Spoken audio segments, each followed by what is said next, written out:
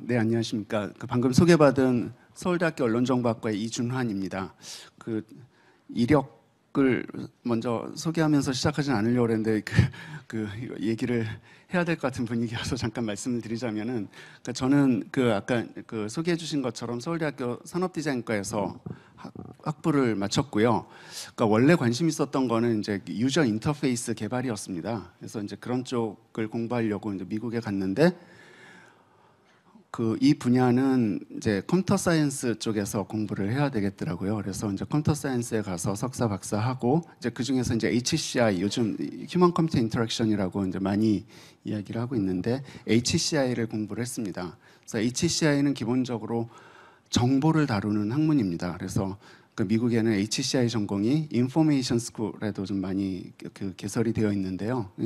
그런 연구를 했습니다. 근데 이 정보라는 게 또 언론과 떨어질 수 없는 중요한 것이기 때문에, 또 언론정보학과에서 저를 뽑아주셔서 이렇게 언론정보학과에서 연구를 진행을 하고 있습니다. 제가 오늘 세미나의 주제는 로봇 저널리즘과 정보 서비스의 미래입니다. 그래서 이 로봇 저널리즘이라는 기술, 그다음에 알고리즘, AI 같은 것들이 우리 정보 서비스를 어떻게 바꿔나갈 것인지에 대한 이야기를 하고자 합니다. 뭐 좀 죄송한 말씀은 이제 뭔가 이렇게 비전을 드리는 그런 것보다는 저희가 어떻게 이런 것들을 만들어 왔는지를 소개해 드리는 게 나을 것 같아서 강의 형식으로 진행을 하려고 합니다. 그래서 지금 굉장히 피곤하실 텐데 좀 지루해 하시고 피곤해 하실 수도 있고 그런데 뭐 하여튼 재밌게 해보려고 노력을 할 테니 잘 들어주시면 감사하겠습니다. 네, 먼저 프로야구 뉴스 기사를 한번 소개해드리고 시작을 하도록 하겠습니다.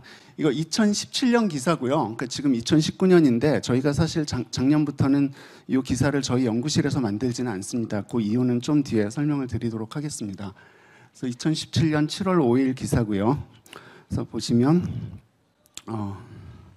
이제 처음에 전반적인 얘기가 나오고 1회, 2회, 3회 기사가 나오죠. 중간에 길어서 좀 생략을 했고요. 그 다음에 5회, 8회, 9회 하고서 이제 마지막에 끝내 SK는 극적인 역전승을 보여줬다라고 이제 마무리를 하면서 기사를 마칩니다. 여기 이제 언론사에 계신 분들도 많이 계신 걸로 알고 있는데, 일반적인 스트레이트 기사죠. 그래서 야구 기사고요. 그래서 뭐 예상하셨다시피 이제 본 기사는 사람의 손을 거치지 않은 알고리즘이 작성한 기사입니다. 보통 경기에 따라서 뭐 경기가 재미없는 경기도 있고 뭐 굉장히 흥미진진한 경기도 있고, 그래서 보통 1,500자에서 2,500자 정도 사이에 기사를 자동으로 생성을 합니다. 그래서 이 기사가 생성되는 과정을 보여드리도록 하겠습니다. 이 왼쪽에 보이는 게 소스 코드고요. 오른쪽이 결과가 나타날 창입니다. 그리고 아래는 연산되는 과정을 보여드리고 있습니다.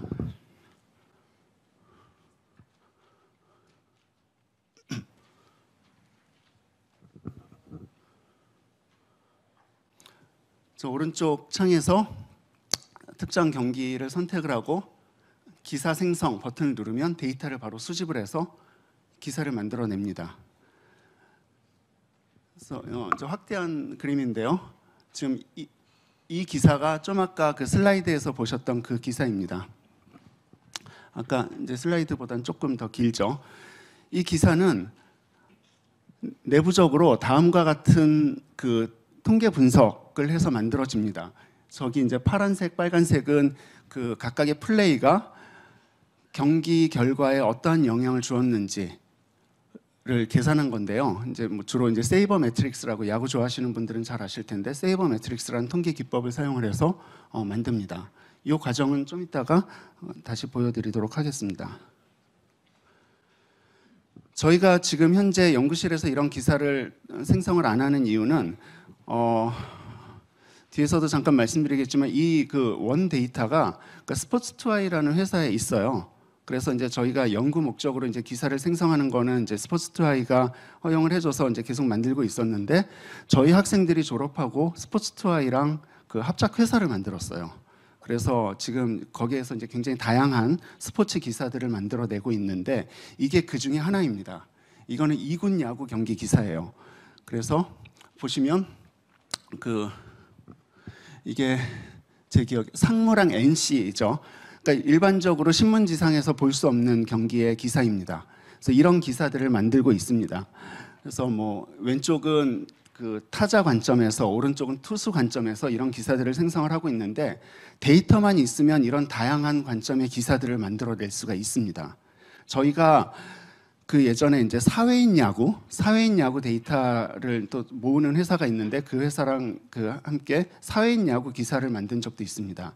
그러니까 여러분들 주위에도 이제 사회인 야구 하는 친구들이 있으실 수도 있는데 제 친구도 뭐 서초 무슨 이제 이름 까먹었는데 이제 그런 야구단을 참여해서 하고 있더라고요. 항상 저한테 자기가 거기서 에이스라고 자랑을 하는데 저희가 기사를 뽑아 보니까 그렇지 않더라고요. 이제 그런 기사를 저희가 뽑아서 친구들한테 돌려서 봤습니다. 그래서 이제 실제로 그 친구가 얼마나 퍼포먼스가 좋은지 확인도 하고 그랬었는데 데이터만 있으면 이런 기사들을 만들 수 있는 거죠. 기존의 언론사가 인력의 문제로 하기 어려운 일 같은 것들을 알고리즘은 할 수가 있습니다. 이것은 주식 시황 기사입니다. 앞에서 보신 그 야구 기사보다는 훨씬 심플합니다.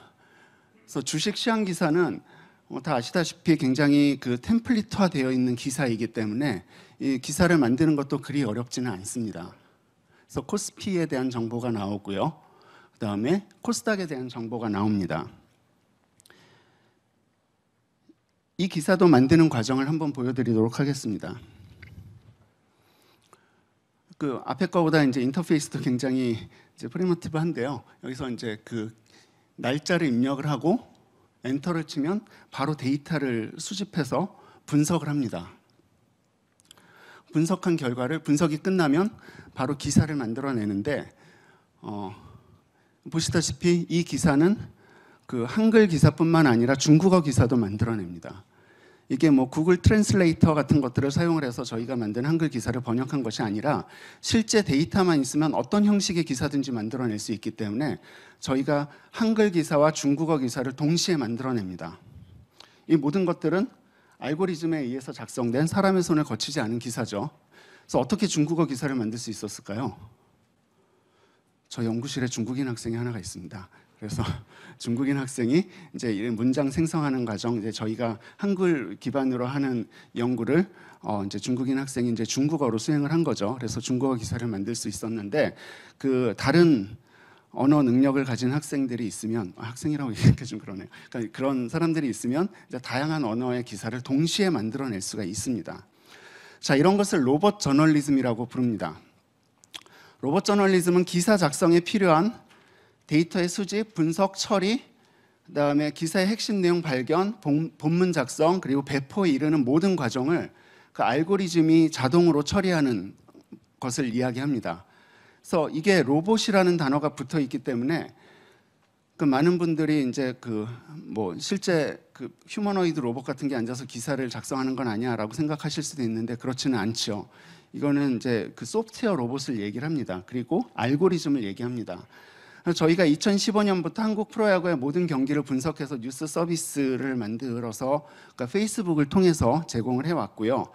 그리고 2016년에는 그 한시적으로 파이낸셜 뉴스를 통해서 증권 시황 기사, 아까 보셨던 것 같은 증권 시황 기사를 제공을 했습니다. 그게 이제 신문 지상에 실린 국내 최초의 로봇 저널리즘 기사였습니다. 그리고 SBS와 함께 2017년 19대 대선 투개표율 득표율 보도 기사를 생성을 했고요. 2018년에는 지방선거 카드 뉴스를 생성을 했습니다. 그래서 요거는 뒤에서 보여드리도록 하겠습니다. 저희가 처음에 만들었던 그 로봇 기사는 지금 보시는 것처럼 아주 간단한 한 문단짜리 기사였어요. 그런데 지금은 아까 보셨던 것처럼 굉장히 긴 한 2,500자 정도 되는 기사의 저 길이의 기사를 작성을 하고 있죠. 이 로봇 저널리즘이라는 것은 노스웨스턴 대학에서 처음에 프로젝트로 시작이 되었습니다. 저희가 요즘 융합 이런 이야기를 많이 하는데 그 노스웨스턴 대학에서도 그 이제 컴퓨터 사이언스와 저널리즘 학생들이 같이 공동 융합 프로젝트를 통해서 이런 시도를 했습니다. 이후에 이 프로젝트는 내러티브 사이언스라는 회사로 발전이 됩니다. 그리고 오토메이티드 인사이트라는 회사가 등장을 하면서 그 여러 매체에 로봇이 작성한 뉴스 기사를 공급을 하고 있습니다. 국내에서는 저희가 최초로 한글 기반의 로봇 저널리즘 뉴스 기사를 생성을 했고요. 이 알고리즘이라는 것이 대용량의 데이터를 굉장히 빠르고 정확하게 처리할 수 있다는 장점이 있어서 기사에 필요한 데이터를 수집하고 보고서를 작성하는 데 걸리는 시간은 0.3초라고 써놨지만 아까 조금 더 긴 것도 있고 더 짧은 것도 있었어요. 근데 이게 뭐 0.3초라고 얘기하는 거는 굉장히 짧은 시간이라는 걸 강조하기 위해서 써놓은 거고요. 데이터의 양에 따라 컴퓨터 처리 속도에 따라 이 속도는 더 짧아질 수가 있는 거죠. 굉장히 빠른 시간 안에 기사를 작성을 할 수가 있습니다. 그래서 가까운 시일 안에 뉴스봇이 리포터와 편집자보다 훨씬 더 빠르게 데이터 속에서 유용한 정보를 찾아내는 일종의 초기 경보 시스템의 역할을 하게 되지 않을까라고 기대를 하고 있습니다. 특히 재난 상황에서 사람보다 더 빨리 신호를 감지해서 기사를 쓸 수 있다는 건 굉장히 큰 장점이 됩니다. LA 타임즈에서 퀘이크봇이라는 것을 운영을 하고 있는데 이 퀘이크봇에 의하면 지진이 발생을 했을 때 바로 지진과 관련된 그러니까 지진이 발생했을 때 그 신호를 서버가 알고리즘이 받아서 이 기사를 써야겠다라고 판단을 하면 바로 기사를 써서 홈페이지에 올립니다. 여기서 이제 뭐 단순한 정보들만을 다루고 있는데요. 만약에 이제 이 지진과 관련된 정보가 이제 특정 지역에 살고 있는 사람들한테 유용한 정보를 제공해 줄 수 있다면 이런 시스템이 굉장히 큰 도움이 되겠죠. 제가 저 아는 기자님들께 이제 물어봤는데 아무리 빨리 기사를 작성을 해서 올린다 하더라도 사람이 데이터를 받아서 기사를 쓰고 그거를 이제 교정 보고 올리면은 최소 15분 이상, 어쩌면 30분 이상 걸릴 것 같다라고 얘기를 하시더라고요. 물론 이제 얼마나 심각하냐에 따라서 그 시간은 더 줄어들 수 있겠지만 사람이 0.3초 안에, 0.1초 안에 기사를 써서 관련된 사람들한테 보내는 것은 쉽지 않은 일이죠. 그래서 이런 경우에 큰 도움이 될 거라고 생각을 합니다. LA 타임즈는 제가 갑자기 이름이 생각이 안 나네요. 이런 웹사이트도 운영을 하고 있는데 저기 있네요. 호미사이드 리포트라는 걸 운영을 하는데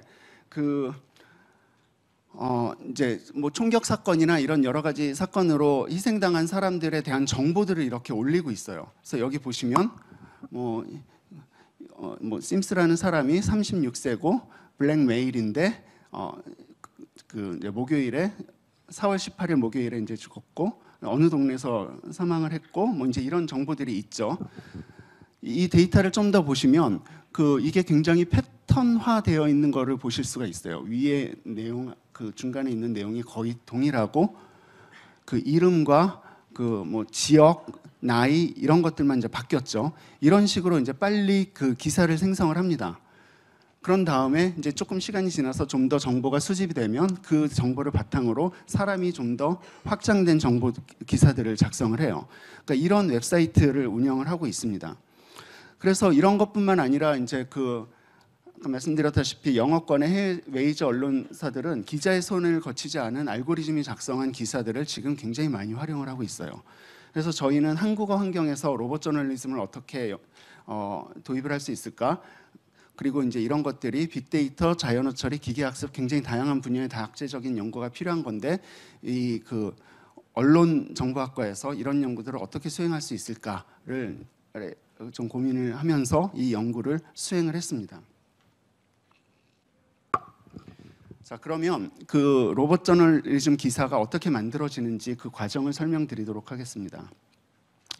저희가 기사 작성을 위해서 프레임워크를 만들었는데요. 여기 보시다시피 데이터 수집, 이벤트 추출, 중요 이벤트 판단, 무드 판단, 뉴스 기사 생성 이렇게 5단계로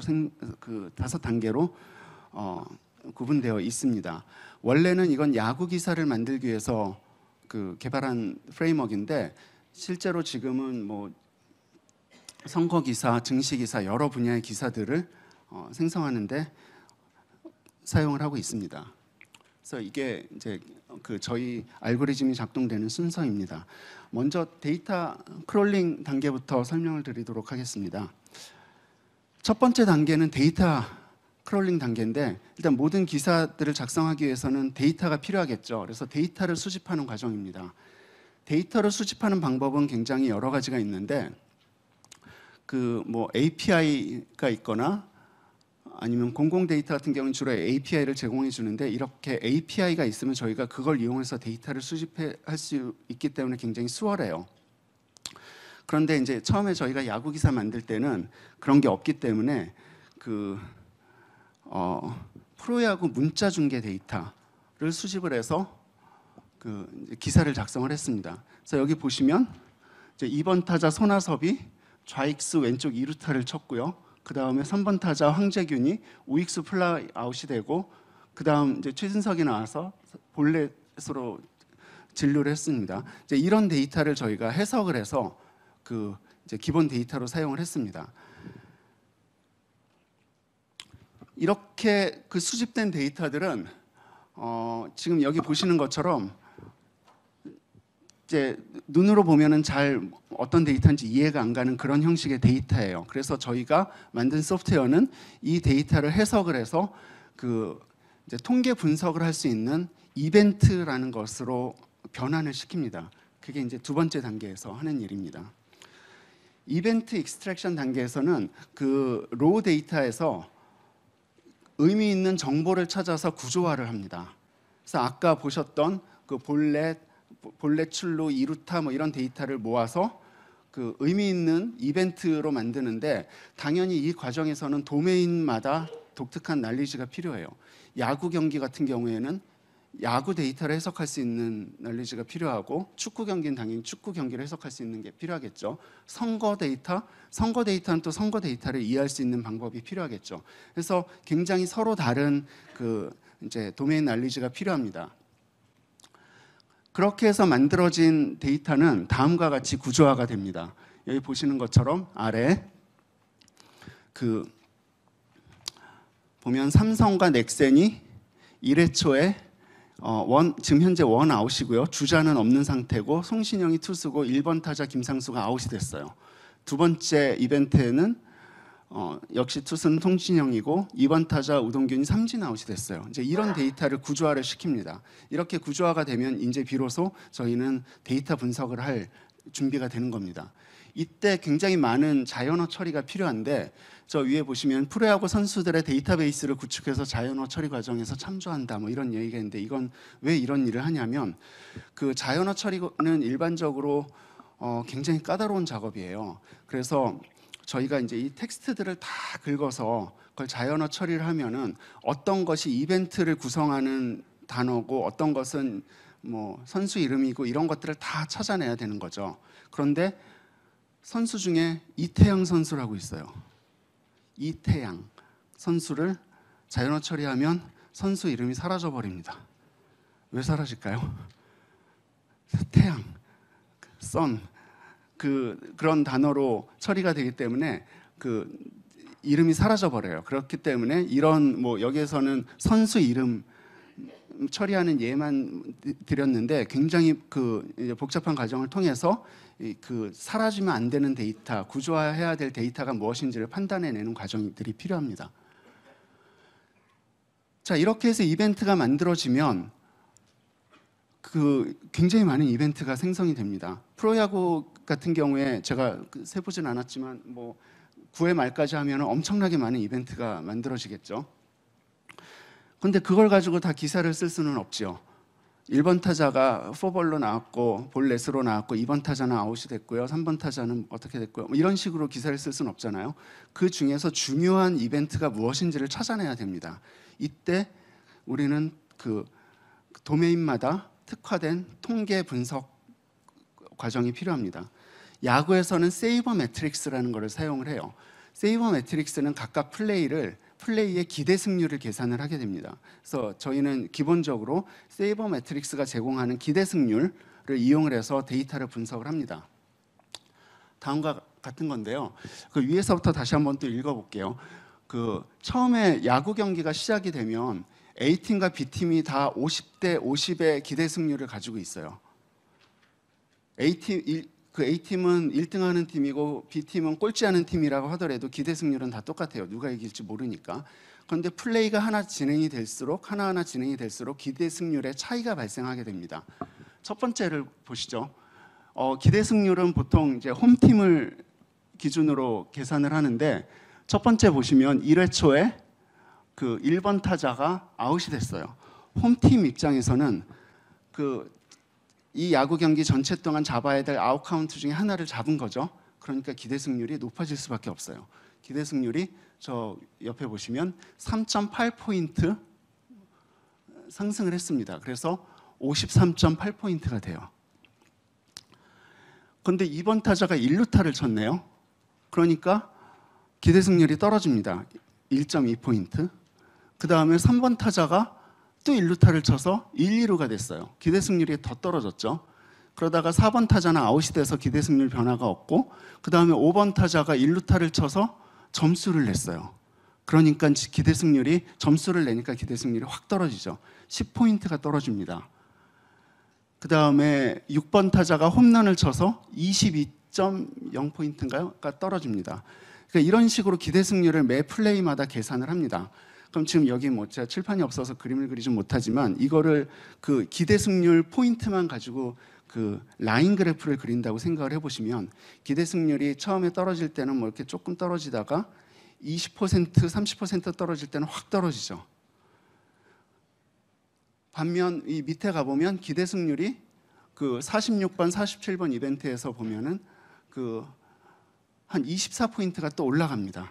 그리고 또 아래에서 61에선 또 기대 승률이 올라가요. 그래서 라인 그래프를 그려보면은 이게 그 업앤다운이 있는데, 그 중에 피크가 되는 부분들이 있을 거예요. 그 부분이 제가 지금 이렇게 빨갛게 그 박스로 쳐놓은 부분인데, 저희는 이 피크가 되는 부분들을 잡아서 그걸 중심으로 기사를 작성을 합니다. 그래서 이제 중요한 이벤트 선정이 완료가 되면 그걸 바탕으로 무드를 디텍션을 하는데, 이거는 기사의 분위기를 결정하는 단계라고 볼 수가 있고요. 뭐 이제 저런 패턴들을 바탕으로 사건의 패턴들을 찾아냅니다. 그래서 뭐 NC의 타선이 분물 터졌다, LG 상대로 대승, 혹은 뭐 이제 저 패턴이 계속 엎치락 뒤치락 한다면 그 팽팽한 접전 끝에 뭐모 팀이 승리를 가져갔다, 이런 식의 그 이제 판단을 내리는 거죠.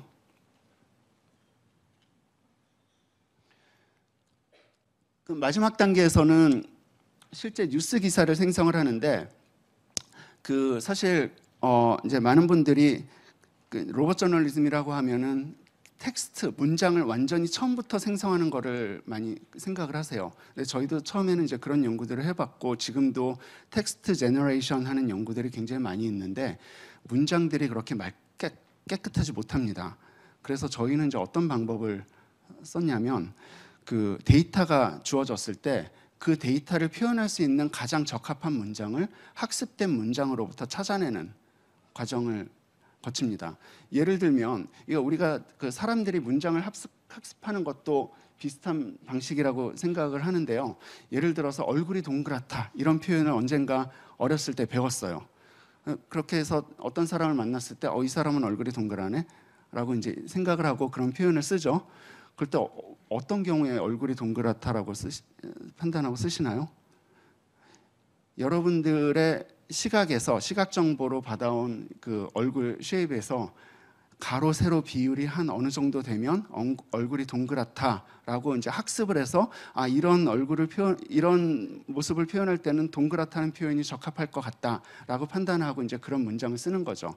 그러니까 굉장히 익숙하게 이제 그런 문장을 쓰게 되는데, 컴퓨터도 비슷해요.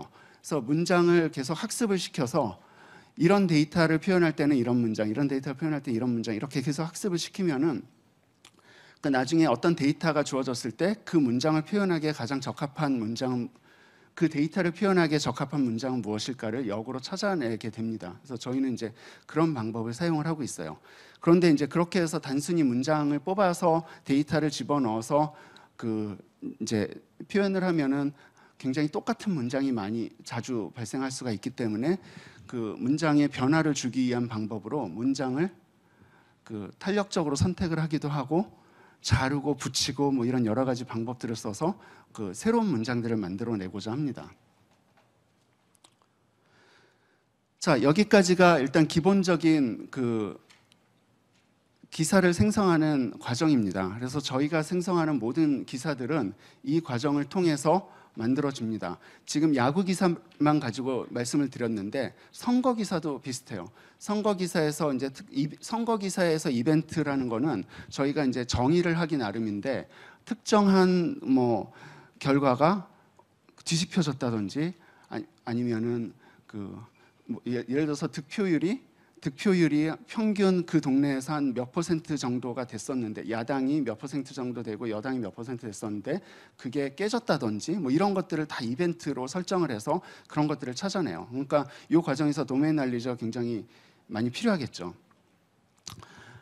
자, 그런데 앞서 말씀드린 방법으로 그냥 기사를 만들면 그 항상 동일한 그 좀 재미없는 기사들밖에 안 만들어져요. 그래서 저희는 가중치 매트릭스라는 걸 사용을 해서 이제 탄력적으로 이 기사의 중요도를 변화시키는데요. 그 과정을 증시 기사를 통해서 설명을 드리도록 하겠습니다. 저희가 앞서 이제 주식 관련 그 기사 작성하는 소프트웨어를 개발 중이고 그 결과들을 좀 보여드렸죠. 주식 관련 기사는 속보성이 중요한 경우에 사람이 작성하는 것보다 훨씬 빠르게 정확하게 기사를 작성할 수가 있다는 장점이 있어요. 그리고 객관적인 정보의 전달이 가능하고 그 관련된 정보를 부가적으로 제공해서 컨텍스트를 전달할 수 있다는 장점도 있는데 또 그 반면에 개인의 포트폴리오를 중심으로 개인화된 기사를 제공할 수도 있어요. 우리가 신문지상에서 보는 거는 항상 삼성이 뭐 오늘 그 주가가 올랐고 떨어졌고 이런 대형주 위주로 많이 신문에 나오는데 저는 삼성 주식이 없어요. 그러면 이제 관심이 없을 수도 있겠죠. 그러면은 이제 제가 가지고 있는 포트폴리오를 중심으로 기사를 보여주면 좋을 텐데 그 사람은 모든 사람 그 인간 기자는 여기 계신 모든 분들을 위해서 서로 다른 증시 기사를 만들어주는 게 불가능하지만 알고리즘은 그런 것들이 가능하다라는 거죠. 그래서 개인의 포트폴리오를 중심으로 개인화된 기사를 제공할 수가 있습니다. 그리고 앞서 보신 것처럼 여러 언어로 동시에 기사를 작성하는 것들이 가능해요. 그런데 이제 이런 개인화를 위해서는 각 이벤트의 스코어를 상황에 따라 다르게 설정할 필요가 있는 겁니다. 그래서 저희는 가중치 매트릭스라는 거를 도입을 했습니다. 이 가중치 매트릭스는 심플합니다. 각 이벤트의 고정 가중치와 변동 가중치를 곱해줘요. 그러니까 우리가 그 이벤트가 여러 개 있을 때 중요도를 판단을 할 때 일반적으로 가중치가 높으면 굉장히 중요한 거죠. 근데 이벤트가 어떤 경우에는 평소에는 이게 되게 중요한데 그 오늘은 별로 중요하지 않은 그런 결과를 보일 수도 있어요. 예를 들어서 프로야구 같은 경우에 일반적인 상황에서는 1점 홈런보다 2점 홈런이 2점보다는 3점 말로 홈런이 가중치가 높습니다. 그렇죠? 점수가 많으니까. 그런데 8회 초에 0대0 상황에서 1점 홈런과 8회 초에 7대2로 이기고 있는 팀의 2점 홈런 비교하면 어떤 게 더 가중치가 높을까요? 당연히 1점 홈런이 가중치가 높겠죠. 그러면 이럴 때는 변동 가중치라는 거를 설정을 해서 1점 홈런이 2점 홈런보다 높게 설정을 해야 되는 거죠. 자, 그래서 고정 가중치라는 거는 일반적으로 기사 가치가 높은 이벤트에 부여를 하게 됩니다. 그래서 예를 들어서 코스피의 지수 변동이 외국인 매매량보다 중요하다. 이거는 꼭 이렇지 않을 수도 있는데 어쨌든 이런 식으로 이제 일반적인 중요성을 고정 가중치로 설정을 해둡니다. 득점 상황은 비득점 상황보다 중요하다라고 할 수가 있겠죠. 자, 그러면 어떻게 이런 것들을 찾아내느냐? 일단 일반적으로는 처음에는 과거의 기사를 통해서 찾아냅니다. 그러니까 저희가 처음에 그래서 증시 기사를 만들 때 1년치 정도의 이제 증시 기사들을 쫙 보고 어떤 것들이 중요하고 어떤 것들이 중요하게 다루어지는지에 대한 정보들을 다 수집을 했어요. 그래서 모든 이벤트가 가지고 있는 개별 가중치를 설정을 합니다. 근데 이제 최근에는 기계 학습을 통해서 가중치를 부여할 수 있게 되었어요. 그러니까 이거는 지금 계속 시도 중인데, 그러니까 텍스트를 읽어서 어떤 것들이 중요하게 많이 등장을 하는지 뭐 이런 것들을 파악을 해서 기계 학습을 통해서 이제 가중치를 부여하는 거죠. 변동 가중치는 그 고정 가중치가 가지고 있는 문제점을 해결하기 위해서 만들어졌는데요. 고정 가중치만 가지고 기사를 쓰면 빈칸 채우기식의 단조로운 기사들밖에 안 나와요. 그리고 항상 동일한 기사들이 만들어질 가능성이 높습니다. 그래서 맥락적 정보를 가지고 고정 가중치에 곱해지는 어떤 값을 만들어낼 필요가 생겼습니다.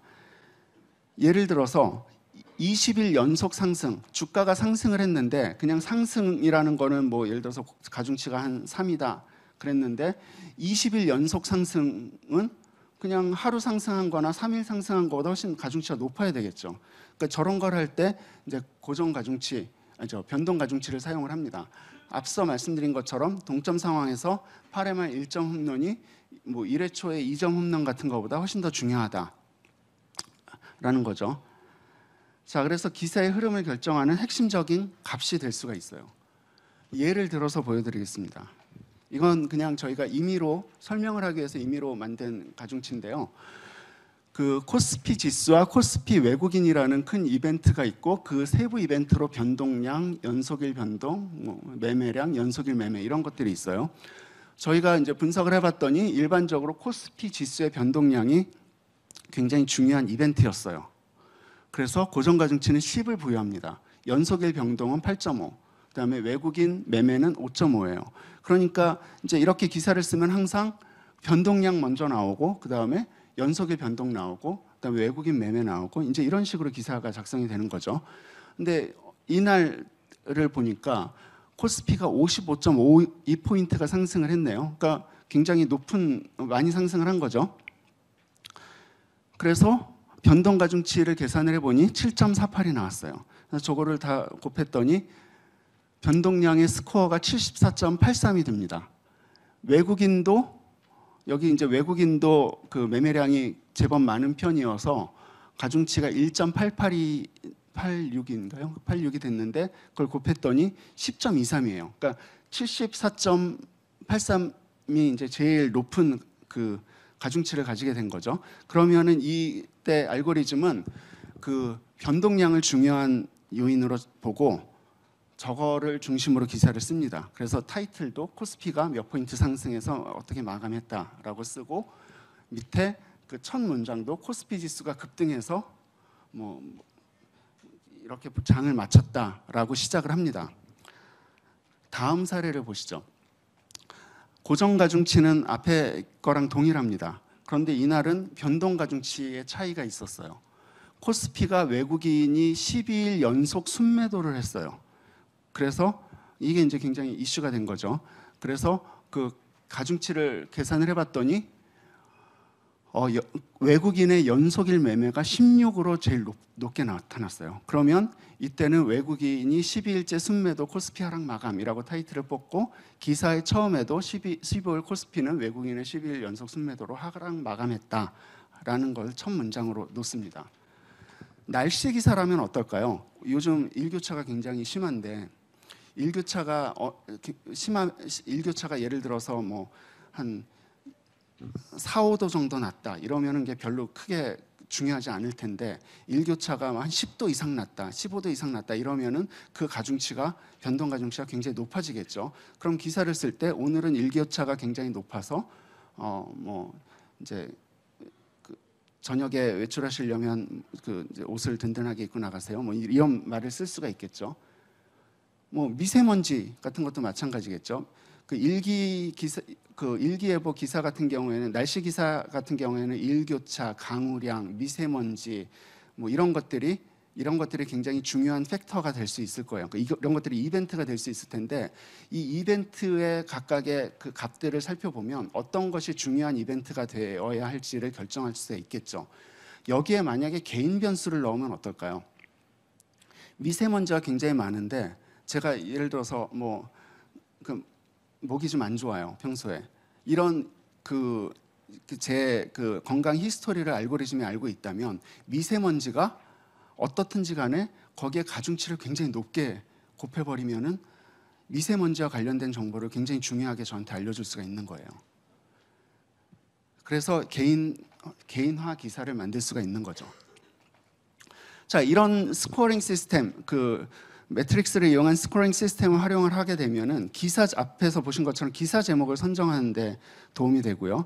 기사의 중요도를 결정을 할 수가 있어요. 그래서 심지어는 증시 기사 1년치 딱 놓고 봤을 때 어느 날이 제일 중요한 날이었나 이런 것들 전체 스코어의 합으로서 계산을 할 수도 있습니다. 그리고 독자의 컨텍스트에 맞는 분량의 기사를 출력을 할 수가 있어요. 그래서 개인화 혹은 디바이스 최적화 같은 데 이용을 할 수가 있죠. 요거는 이 그림으로 설명을 드리겠습니다. 이벤트에 이제 X축이 이벤트고 그 Y축이 이제 스코어인데요. 이렇게 이벤트가 스코어링이 되었다고 했을 때 그 이제 컴퓨터 사이언스 쪽에서는 버짓이라는 말을 씁니다. 그래서 버짓은 이제 최적화를 할 때 많이 사용하는 개념인데 저희가 만약에 스몰 버짓만 가지고 있어요. 그러면 그 스몰 버짓에서 선택할 수 있는 이벤트는 4개죠. 4개를 선택을 할 수가 있어요. 그럼 저 4개의 이벤트만 가지고 기사를 작성을 하는 겁니다. 버짓이 좀 더 많으면 어떨까요? 훨씬 더 많은 이벤트를 선택을 해서 기사를 작성할 수 있겠죠. 이런 것들이 어디에 적용이 되냐면 이런 스크린 사이즈에 적용을 할 수가 있습니다. 그러니까 그 스몰 스크린, 그 애플 워치 같은 스몰 스크린에서는 버짓을 줄여줍니다. 그러면 굉장히 중요한 몇 가지만 가지고 기사를 쓰겠죠. 뭐 저렇게 큰 스크린, 전 모바일 스크린이라서 큰 것까지는 아니지만 저런 스크린에서는 그 버짓을 늘려줘서 훨씬 더 많은 정보로 기사를 씁니다. 만약에 여러분이 운전을 하고 있으면 굉장히 작은 버짓만 있겠죠. 그래서 그렇게 설정해 볼 수가 있겠죠. 그래서 작은 그 이벤트만 가지고 기사를 쓰고 그런 경우에는 뭐 예를 들어서 시각적인 정보가 아니라 청각적인 정보로 그 정보를 전달해라 뭐 이런 식의 접근이 가능할 거예요. 그래서 뭐 사용자의 상황에 따라서 다른 기사의 길이를 만들어낼 수가 있습니다. 저희가 그 진행했던 연구 결과를 바탕으로 여러 매체에서 그 평가를 했어요. 이제 그 중에 이제 여기 동아일보 기자님들도 아까 보니까 계시는데 동아일보에서 했었던 내용이 이제 저희가 좀 흥미로워서 소개를 하는데요.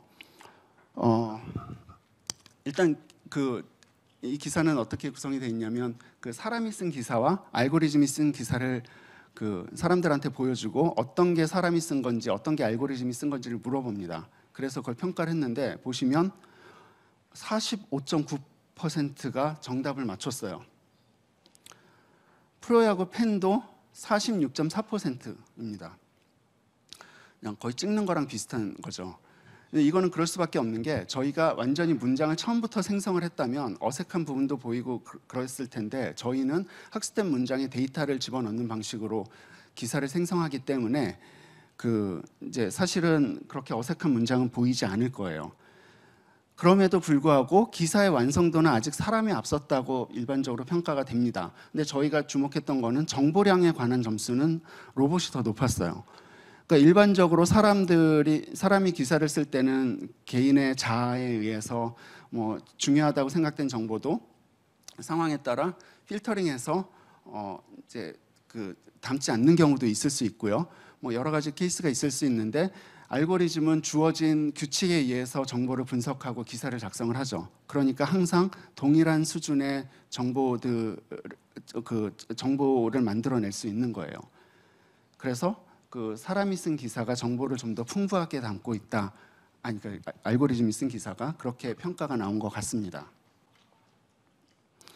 자, 그렇다면 이제 이 로봇 저널리즘을 어떻게 바라보아야 될까라는 얘기를 좀 하고 싶은데요. 제가 다 아마 거의 다 읽으셨을 만한 책인데 사피엔스를 읽으면서 재미있는 부분을 읽었습니다. 그래서 인지혁명을 만들어낸 인류의 정보 욕구 얘기를 하면서 유발 하라리가 다음에 3가지를 예로 들어요. 그래서 단순한 사실관계 정보의 전달을 위해서 사람들은 정보를 전달해 왔다. 근데 이거는 동물도 하는 거죠. 뒤에서 뭐 기린이 길을 가고 있는데 뒤에서 사자가 나타났다. 그럼 울음소리로 서로에게 정보를 알려줍니다. 그래서 이것은 그 인류의 그 인지혁명을 만들어내는데 큰 역할은 하지 않았을지도 모르겠어요. 다른 동물들의 예를 보면. 근데 이제 중요한 거는 두 번째와 세 번째입니다. 사회적 관계에 대한 정보의 전달. 우리는 사회 내에서 살아가기 위해서 사회적 관계에 대한 정보들을 서로 전달합니다. 뭐 그 책에는 뒷담화 뭐 이런 얘기도 있는데 이제 그런 것들도 중요한 정보들 중에 하나죠. 그러니까 내가 이 그 사회에서 어떤 위치에 있는지 이런 것들을 이제 계속 파악하기 위한 것들이겠죠. 세 번째는 조직을 구축하기 위해서 그 실제로 존재하지 않는 것들에 대한 정보를 전달한다고 합니다. 그러니까 예를 들면 이제 신화, 회사의 강령 뭐 이런 거, 그러니까 그런 것들을 그 책에서는 이야기를 하는데 이런 것들이 이제 우리가 그 인지혁명을 만들어내게 한 중요한 정보 욕구라고 설명을 합니다. 그래서 살펴보니까 생각을 해보니 그 인류는 굉장히 오래전부터 정보의 전달을 해왔죠. 굉장히 오래전부터 정보의 전달을 해왔고 신문, 방송 이런 게 없을 때도 그 정보력이 뛰어난 사람이 옆 동네에 가서 뭐 수집해온 정보들을 와서 확산시키고 이런 일들을 했을 거예요. 그런데 인쇄술 기계가 등장을 하면서 정보가 양적으로 증가하고 확산이 되죠. 교통도 이때 이제 발전이 되게 되고요. 그러다 보니까 이제 검증된 정보가 필요하고 저널리즘이 등장한 건 이 무렵이라고 생각을 합니다. 근데 지금은 또 다른 문제에 직면해 있어요. 컴퓨터와 인터넷의 혁명으로 정보가 폭발적으로 증가하고 매우 빠른 속도로 확산이 되고 있습니다. 그러다 보니까 너무 정보가 많아서 그 정보 과다 현상에 처하게 됐죠. 동영상을 쉽게 만들고 쉽게 공유할 수 있는 플랫폼을 만들어줬더니 사람들이 그걸 통해서 개인 방송을 하기 시작을 했어요.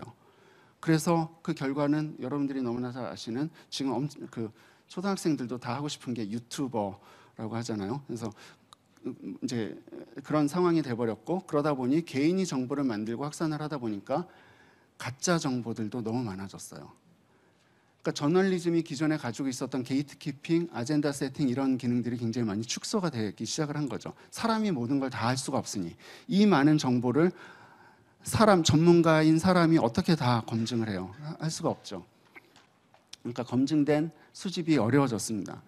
그래서 이 로봇 저널리즘이 이런 상황에서 이제 가치를 가질 수 있을 거라고 생각을 하는데 일단 첫 번째로는 중요한 정보를 정확하고 빠르게 전달을 한다는 장점이 있고요. 그래서 아까 말씀드렸던 것처럼 사람보다 훨씬 더 빨리 정보를 전달할 수가 있죠. 그리고 개인의 니즈를 고려한 정보를 전달할 수 있을 겁니다. 그러니까 그 백인 백색의 기사를 생성을 할 수가 있고 물론 이 과정에서 이제 개인의 프라이버시 뭐 이런 이슈들이 있을 수는 있습니다만 기사의 범주를 개인의 영역으로 확대하는 것이 가능해졌어요. 그리고 단순한 일과는 효율적으로 대체를 할 수가 있게 되었어요. 그래서 이 로봇 저널리즘의 가치를 살펴보면 정리해보면 사람이 할 수 없는 일을 대신해 주거나 귀찮은 일을 대신해 주는 도구 그리고 폭발적으로 증가한 정보의 바다에서 내가 필요한 정보를 어떻게 찾아서 어떻게 전달할 것인가 이런 정보 서비스의 관점에서 바라보는 게 적합하지 않을까라는 생각을 합니다. 그래서 이게 로봇 저널리즘이라는 그 단어를 붙이고 있지만 우리가 일반적으로 이야기하는 저널리즘 관점에서 이걸 바라보기보다는 좀 뭔가 새로운 정보 서비스의 관점에서 이런 툴들이 이런 그 기술들이 활용될 수 있지 않을까라는 생각을 합니다. 그래서 여기까지 얘기를 하고 이제 제가 이거 2015년부터 이제 그 로봇 저널리즘에 대한 강의를 여기저기서 했는데 얘기를 하고 이제 질문 받습니다. 그러면 이제 보통 요즘은 많이 안 그러시는데요. 보통 받는 질문이 로봇이 기자를 대체하게 될까요? 라는 질문을 하세요. 그래서 제가 여태까지 설명한 거는 명시적으로 말씀드리진 않았지만 그 기자의 영역이 따로 있고요. 저널리즘의 영역이 따로 있고 이 로봇 저널리즘이라는 거는 새로운 정보 서비스로서 거기에 이제 플러스 알파 새로운 영역들을 만들어내는 거라고 생각을 합니다. 그래서 이렇게 설명을 드리죠. 그러면 기자를 그만둬야 되나요? 라고 질문하세요. 그럼 절대 그러시면 안 됩니다. 제가 책임 못 집니다. 앞으로도 그 로봇이 기자를 대체하는 일은 없을 겁니다라고 말씀드립니다. 실제로 저희가 로봇 저널리즘 개발하고 나서 여러 언론사에서 이 시스템을 도입하고 싶다라고 컨택을 하신 경우가 있어요. 근데 제가 그때마다 말씀을 드리는 게 그 어떤 목적이신가요? 그냥 로봇 저널리즘을 활용을 해서 뭔가 좀 더 팬시한 언론사로 거듭나고 싶으시면 괜찮으실 것 같은데 인력 대체 효과는 없습니다. 어차피 이만큼의 기자를 대체하면 이 시스템 관리 인력이 더 필요하기 때문에 유지 보수 관리하는 비용이 더 많이 들 수도 있습니다. 이런 말씀을 드려요. 그래서 사람을 대체하기는 어렵습니다.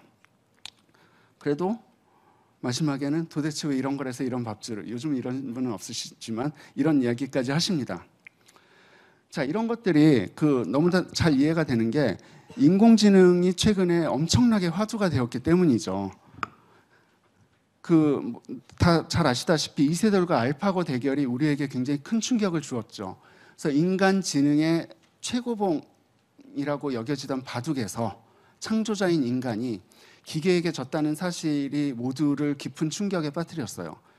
그래서 인공지능에 대한 공포가 굉장히 무한히 커졌는데 공포의 근원이 인간의 직접 능력을 알고리즘이 넘어섰다는 것. 사실 우리의 육체적인 능력, 신체적인 능력은 기계가 넘어선 지 오래입니다. 우리가 기계보다 더 일을 잘할 수는 없죠. 기계가 굉장히 잘할 수가 있는데 지적 능력까지 기계가 우리를 넘어섰다라는 게 이제 공포가 된 거죠. 최소한 이 똑똑해진 인공지능이 사람을 지배하지 않을까, 그러니까 사람을 지배하지 않을까까지는 아니더라도 최소한 내 직업이 사라지지는 않을까, 이런 공포들을 다들 느끼기 시작을 했습니다. 저희 연구가 좀 주목을 받았던 이유가 저희 이제 로봇 저널리즘을 소개하고 나서 바로 이 이벤트가 있었어요.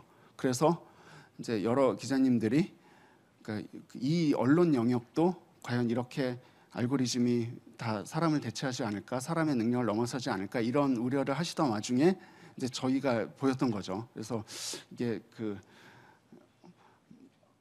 운이 좋은 건지 안 좋은 건지 잘 모르겠습니다만, 그래서 그때 굉장히 많이 소개가 되었었던 것 같아요. 근데 그 이후에 실제로 인간을 대체한다는 인공지능들이 등장을 했습니다. 그래서 여러 기사들이 나왔는데 의사라는 직업에까지 인공지능이 진출했다는 소식이 들렸어요. 근데 실상을 보면은 암표지자 영상 분석 같은 데 이제 주로 많이 도입이 되고 있는 거죠.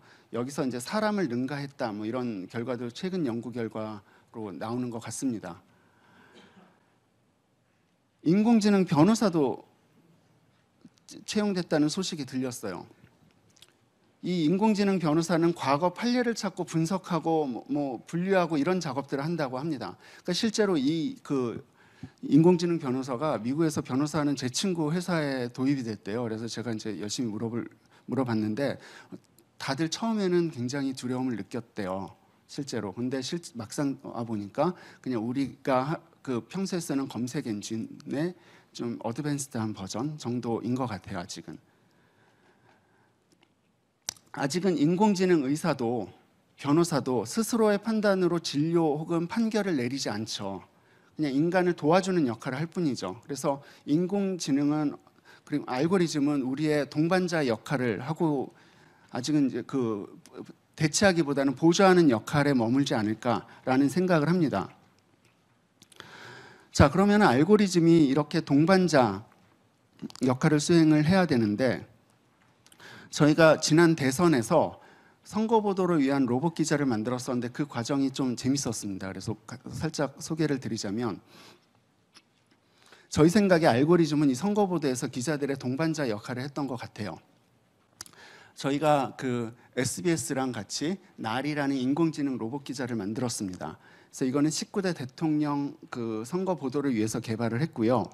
투개표율, 그다음에 득표율을 실시간 주기적으로 보도를 합니다. 그래서 정해진 시간에 전국 지역별 득표율 관련 기사를 생성을 하고 특정한 이벤트가 발생을 했을 때 이 특정한 이벤트라는 거는 이제 역전을 했다든지 특정 지역에서 평소의 패턴과 다른 모습이 나타났다든지 이럴 때 속보 기사를 생성을 합니다.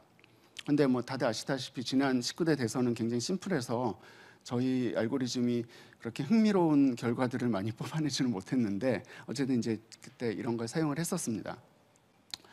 대선 당일 11시부터 2길 개표 완료 시까지 총 250여 개의 기사를 생성을 해서 SBS에 송고를 합니다. 저희가 생성한 기사들은 다 여기 페이스북에 올라와 있고요. SBS에서는 이 중 170개를 선택해서 기사로 발행합니다. 왜 170개지? 250개 다 안 쓰고 이제 그런 궁금증이 있었는데 하여튼 170개만 선택을 했어요. 제가 그 선거보도와 관련해서 여러 기자님들과 얘기를 나누지는 않았지만 한 언론사에서 그냥 하루 동안 그 170개의 기사 만든다는 거는 그렇게 적은 기사는 아니라고 들었습니다. 저희가 만든 기사의 예는 다음과 같습니다. 지금 가운데 볼드로 되어 있는 부분들을 한번 주목해서 봐주세요. 이 기사는 개표일 당일에 생성된 기사고, 이제 제가 기억하기로는 이게 최종 기사죠. 전체 상황에 대한 설명과 구체적인 데이터가 적시되어 있습니다. 그런데 SBS에서 이 기사를 실제로 발행했을 때 가운데 부분을 수정을 해서 발행을 해요. 앞에 보시겠어요? 이렇게 저희가 생성을 했는데 나온 표를 홍 후보가 모두 가져가도 뭐 이런 식으로 이제 기사를 생성을 한 거죠. 그래서 보니까 데이터를 포함한 문단은 그대로 둔 채 문장을 조금 다듬어서 발행을 했고, 그 전체 통계를 내보니까 이 과정에서 5분에서 8분 정도가 소요가 됐습니다. 앞서서 제가 말씀드릴 때 로봇 저널리즘의 장점은 속보성이라고 말씀드렸죠. 저희는 이 시간을 줄이기 위해서 진짜 노력 많이 했거든요. 그러니까 0.1초라도 줄여서 다른 언론사보다 빠르게 기사를 올릴 수 있게 하자. 그래서 어떻게 하면 시간을 줄일 수 있을까? 저희 나름대로 뭐 서버 튜닝도 하고 뭐 여러 알고리즘도 조율하고 굉장히 많은 일들을 했는데, 저희의 노력이 무색하게도 SBS에서는 그냥 한 여유 있게 기사를 좀 고쳐서 발행을 합니다. 자, 저희가 생각하기에 그 로봇 기자가 사람 기자를 대체하지 않은 것 같아요. 오히려 로봇 기자는 인간 기자를 위한 초안을 제공을 해주고, 그리고 이를 바탕으로 사람은 보다 다듬어진 기사를 만들어낸 게 아닌가라는 생각을 합니다. 좀 아주 작은 얘긴 하지만 이런 일들이 앞으로 더 많이 나타나지 않을까라는 생각을 합니다. 예를 들어서 뭐 이제 에이전트, 대화형 에이전트가 있는데, 오늘 지금 내가 이런 데이터에 초점을 맞춰서 기사를 생성하고 싶은데 드래프트 만들어줘 라고 하면 이런 식의 드래프트를 만들어주고, 그거를 사람이 좀 수정을 해서 최종 기사를 만들어내지는 않을까.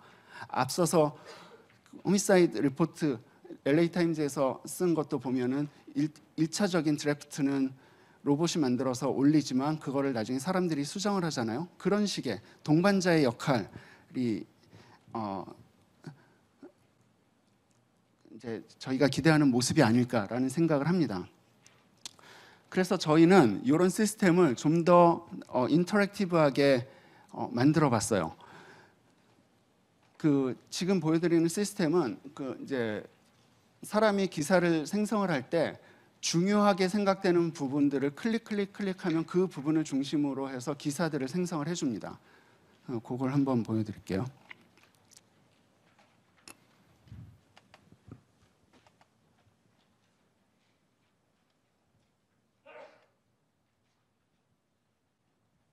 자, 역시 야구 기사고요. 맨 위에 있는 게 타임라인이고 아래가 이제 선수들 데이터고 오른쪽이 기본적으로 생성된 기사입니다. 그런데 저 데이터를 보다가 특별히 중요한 것 같지 않아 보이는 부분을 클릭을 하면 그 부분에 대한 기사가 추가가 됩니다. 자기가 원하는 선수들을 선택을 하면 역시 그 부분에 대한 기사가 추가가 돼요.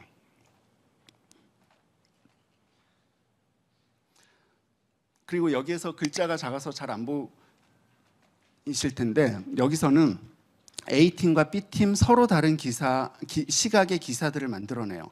그러니까 예를 들어서 뭐 하나와 두산이 경기를 하는데, 하나 팬 입장에서는 뭐 하나가 두산을 오늘 뭐 신나게 깨부쉈다 뭐 이런 표현을 쓸 수도 있는 거죠. 데이터를 왜곡하는 건 아니지만 그 데이터 내에서 그러니까 가능한 편파적인 기사들을 만들어낼 수가 있어요.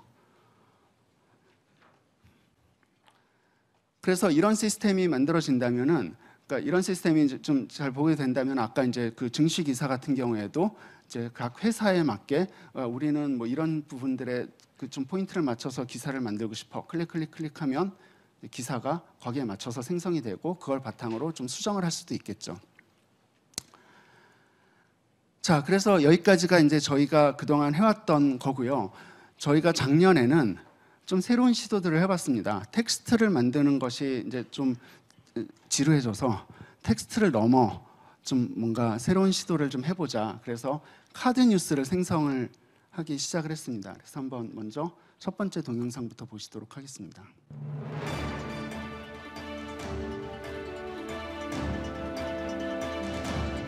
대한민국 최민정 선수가 17일 강릉 IS 아레나에서 열린 쇼트트랙 여자 1500m 경기에서 2분 24.948초를 기록하며 1위를 차지해 금메달을 목에 걸었습니다.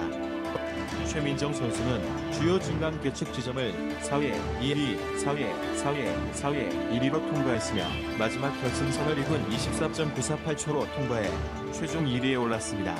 2위와 0.75초 차이였습니다. 최민정 선수는 우리나라 쇼트트랙 전설 진선유 선수를 가장 존경한다고 밝히기도 했습니다. 은메달은 중국리 진이가 차지했습니다. 우리 진이 선수의 기록은 2분 25.703입니다. 동메달은 캐나다의 킴부탱 선수가 차지했습니다. 킴부탱 선수의 기록은 2분 25.834로 1위와 0.89초 차이였습니다. 한편 대한민국 김아랑 선수는 2분 25.941초로 최종 4위를 기록했습니다. 쇼트트랙 여자 1500m에 출전한 선수들 모두 수고하셨습니다. 저희가 여기에서 시도했던 건 그 중간에 나오는 텍스트들은 앞에서 보셨던 그 이제 텍스트를 생성하는 기사들이랑 동일합니다. 그러니까 그 알고리즘이랑 동일한데 그런 것들을 보이스 오버를 해서 이제 읽어줬죠. 그리고 이제 뒤에 이제 음악도 깔았고 그 뒤에 사진도 선택을 해서 그 적절한 사진 어떤 사진을 선택을 할 것인지를 결정을 했습니다. 그래서 이거는 이제 그 저희가 카드 뉴스를 만들기 위한 시도였고요. 그리고 중간에 그래프도 자동으로 생성이 돼서 삽입이 되었죠. 그래서 이런 것들을 합성을 해서 동영상을 만드는 것이 이제 저희가 처음 해봤던 시도였고요. 두 번째 카드 뉴스는 그 전국 동시 지방 선거에서 사용이 되었습니다. 저희가 보기에 지방선거 같은 선거 유형이 개인화된 뉴스를 만드는데 제일 적합한 그런 것 같아요. 그러니까 저는 뭐 예를 들어서 서울에 살고 있지만 그 어떤 사실 제 고향은 서울이긴 하지만 제 고향이 뭐 충청도다 그러면 충청도의 어떤 선거구에 관심이 있을 수도 있고 그리고 지금 화제가 되고 있는 특정 그 후보에 대해서 관심을 가질 수도 있겠죠. 그러면 저의 관심사는 또 다른 사람과는 굉장히 다를 수 있잖아요. 그러니까 그때 이제 저의 관심사를 먼저 설정을 해놓으면 거기에 맞춰서 기사가 계속 생성이 되는 그런 시스템을 만들었어요. 그래서 또 소개 영상을 한번 보시도록 하겠습니다.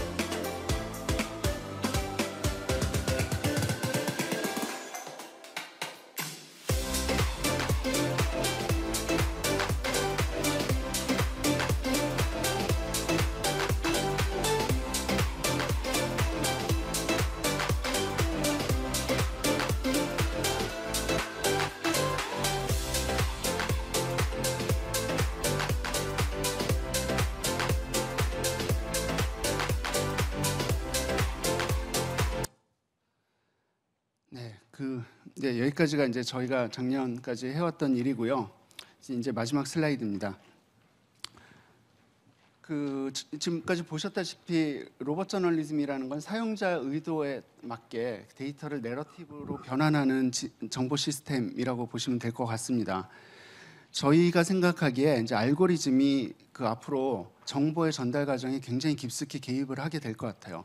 팩트 체크, 지금 현재 팩트 체크 같은 경우에 알고리즘이 하기 굉장히 어려운 분야이긴 하지만 팩트 체크 같은 것, 지금 이렇게 가짜 뉴스들 범람하고 이런 상황에서 팩트 체크 같은 것들도 의미 있게 활용이 될 수, 팩트 체크 같은 분야에도 알고리즘이 의미 있게 활용이 될 수 있을 것 같고요. 그래서 결국에 보면은 로봇 저널리즘이라는 게 개인에게 필요한 정보를 찾아서 필요한 적절한 형태로 전달해주는 그런 큐레이터, 퍼스널라이즈드 되고 인터랙티브한 큐레이터의 정보의 큐레이터 역할을 하게 되지 않을까라고 저희는 생각을 하고 있어요. 그래서 저희가 지금 현재는 올해 연구는 이제 어떤 쪽으로 진행을 하고 있냐면 이제 챗봇 형태의 뉴스를 만들고 있습니다. 그래서 예를 들어서 이제 제가 자꾸 야구로 예를 드는데 제가 야구를 굉장히 좋아하거든요. 그래서 야구로 이제 연구를 많이 했는데 이런 거죠. 집에 들어와서 야구 경기 기사를 볼 수도 있지만 그냥 지금 야구 어떻게 됐어? 라고 물어보면 지금 두산이 3대 0으로 이기고 있어. 투수가 누구였지? 투수가 아무개야. 그다음에 오늘 아무개 홈런 쳤어? 뭐 이런 식으로 이제 대화형으로 계속 정보를 탐색을 할 수가 있는 거죠. 이런 게 과연 저널리즘인가? 라고 물어보시면 사실 저는 거기에 대한 대답을 하긴 좀 어려울 것 같고요.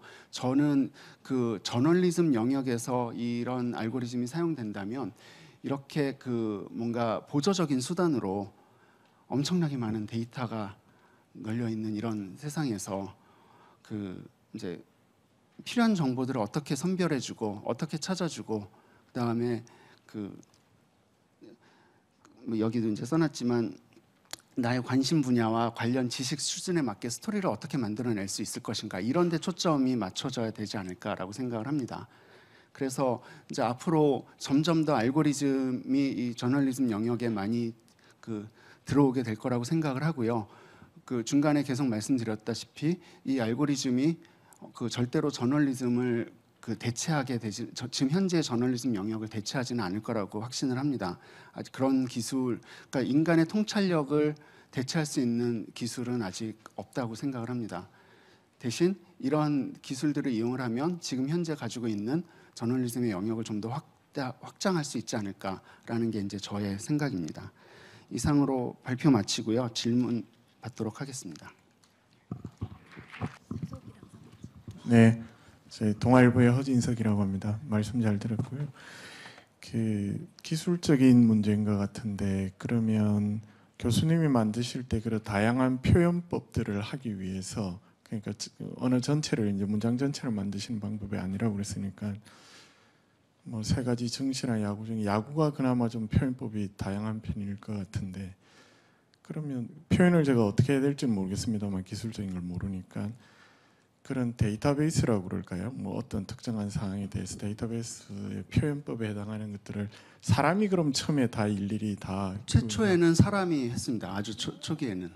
그렇게 하시고 그 뒤로는 그러면 기계 학습을 네, 그렇죠. 시키는 네. 방식으로. 그럼 그렇게 해서 특정한 상황, 뭐 전체 표현법의 데이터셋 크기가 어느 정도나 될까요? 그거는 사실 저도 정확히 잘 몰라서 말씀드리기가 어려운데 저희가 처음에 이제 사람이 입력한 데이터를 바탕으로 계속 확장을 해 나가고 있거든요. 근데 이제 그게 계속 그때그때 확장이 돼서 지금 사이즈를 솔직히 저도 정확히는 잘 모릅니다. 근데 저희가 처음에 생각하기로는 하나의 그러니까 하나의 데이터를 표현하기 위해서 최소한 10문장 이상은 있어야지 최소한 10문장 정도는 있어야지 다양한 표현을 만들 수 있을 것이다라고 생각을 하고 데이터를 수집을 했었어요. 근데 지금은 그게 계속 학습을 통해서 증가가 되고 있어서 정확한 사이즈는 잘 모르겠습니다. 외국 같은 경우에도 그런 식으로 네, 주로 똑같습니다. 하고 네. 있습니다. 네. 제가 사실 오늘 강의를 하면서 슬라이드 2장을 더 넣을까 말까 되게 고민을 하다가 마지막에 뺐는데 그게 최근에 그러니까 이제 말씀을 드리자면은 이제 저희가 해온 방식 그다음에 해외 로봇 저널리즘 동일한 방식으로 만듭니다. 근데 최근에 한 불과 몇 달 사이에 굉장히 새로운 알고리즘들이 등장을 했어요. 그래서 버트라는 것과 GPT-2 뭐 이런 알고리즘이 등장을 했는데 이게 지금 자연어 처리의 세상을 완전히 새롭게 바꾸고 있어요. 그래서 버트라는 거는 뭐 Q&A 시스템 같은 데 지금 적용이 돼서 문장을 읽고 그 안에서 중요한 정보들, 사람이 질문하면 답을 찾아내는 뭐 이런 알고리즘으로 이제 많이 활용이 되고 있고, GPT-2는 그 문장 생성에 이제 큰 역할을 하고 있는데, 문장 생성이라는 게 기본적으로 그 지금 뭐 딥러닝이니 뭐니 이런 데서 사용하는 문장 생성이라는 게 기본적으로 뭐냐면 토큰을 하나 만들고요. 토큰이라는 건 단어인데 기본적으로 토큰을 하나 만들고 통계적으로 이 토큰 다음에 그 토큰 다음에 나올 수 있는 단어로 적합한 것들은 뭐가 있을까, 이런 것들을 찾는 겁니다.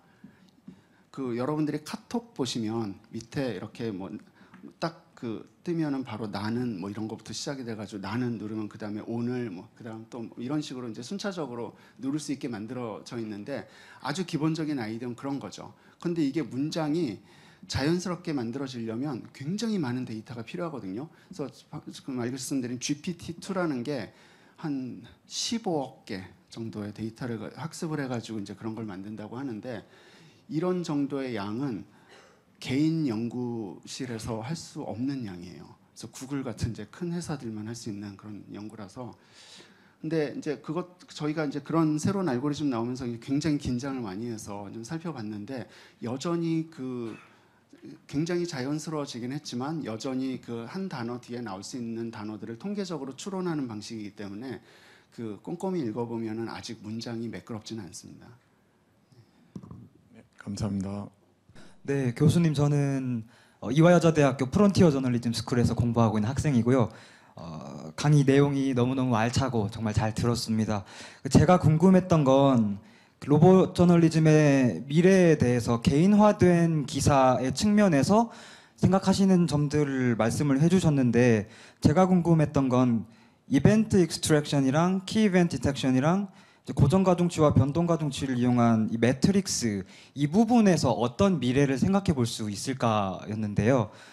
예컨대 앞으로 우리는 이 부분에 대해서는 이런 목표를 가지고 있다. 지금은 뭐 경기 결과, 증시, 금융, 선거 결과 등에 쓰이고 있지만 이런 분야에까지 쓰일 수 있도록 연구를 하고 있다. 이런 거랑, 근데 그런 식으로 연구를 하다 보면 아마도 이런 부분까지는 우리가 뭐랄까 커버할 수 있겠다, 이런 생각들을 해보신 게 있으신지 여쭤보고 싶습니다. 저희가 이제 기술적인 측면에서 고민을 하고 있는 거는 그러니까 아까 잠깐 말씀을 드렸는데, 이제 문장을 학습을 할 때 얼마나 손쉽게 자동으로 중요한 데이터를 뽑아내면서 학습을 시킬 수 있을까, 이런 데 이제 초점을 맞춰서 연구를 하고 있어요. 그래서 지금 저희가 하고 있는 것 중에 하나가 이제 날씨 기사는 사실 굉장히 단순한 건데, 한 뭐 몇십 년치 날씨 기사를 쫙 다 읽어서 거기에서 요 부분은 데이터가 들어갈 자리, 요 부분은 뭐가 들어갈 자리, 이런 것들을 자동으로 찾아내는 그런 알고리즘을 만들려고 이제 그 노력을 하고 있는데, 이게 이제 현실적으로 좀 하고 있는 거고요.